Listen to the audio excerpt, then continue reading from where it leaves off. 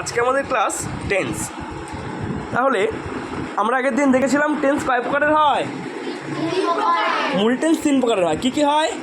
Present tense, future tense. Present tense মানে বর্তমানকাল, আর past tense মানে অতীতকাল, future tense মানে ভবিষ্যৎকাল। Good. তাহলে আজকে আমরা প্রেজেন্ট টেন্স সম্পর্কে পুরোটা শিখবো, ঠিক আছে? তাহলে প্রেজেন্ট টেন্স মানে হচ্ছে বর্তমানকাল, তাই তো? তাহলে প্রেজেন্ট টেন্সকে কয় ভাগে ভাগ করা যেতে পারে? 4 ভাগে ভাগ করা যেতে পারে। কি কি ভাগ? Present indefinite, present continuous, present perfect continuous. Very good. তাহলে আজকে আমরা প্রেজেন্ট টেন্সের প্রথম যেহেতু শিখছি, প্রেজেন্ট ইনডিফিনাইট কাকে বলে বলেছিলাম আগের দিন, আর আজকে লিখিয়ে দিচ্ছি। দেখো, প্রেজেন্ট ইনডিফিনাইটের বাংলাটা কি? সাধারণ নিত্য বর্তমান, যেটা বর্তমানে সাধারণভাবে ঘটে থাকে। যেমন পাখাটি ঘোরে, আমি প্রতিদিন ভাত খাই, সূর্য প্রতিদিন আকাশে ওঠে, এরকম, ঠিক আছে?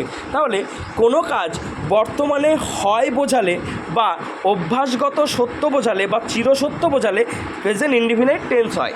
একটা উদাহরণ আমি আগের দিন দিয়েছিলাম। কি বলেছিলাম? যে আমি প্রতিদিন স্কুলে যাই, আই গো টু স্কুল, এরকম না?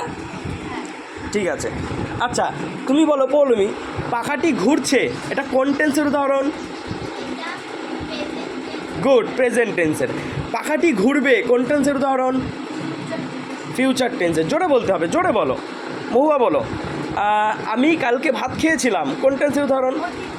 অতীতকাল। ইংরেজিতে কি বলবো? Past tense. গুড, ঠিক আছে। পরের দিন কিন্তু আমরা এর আরও বেশি করে ডিটেলসে শিখবো, ঠিক আছে? তোমরা বুঝতে পারছো তো সবাই? Good, very good.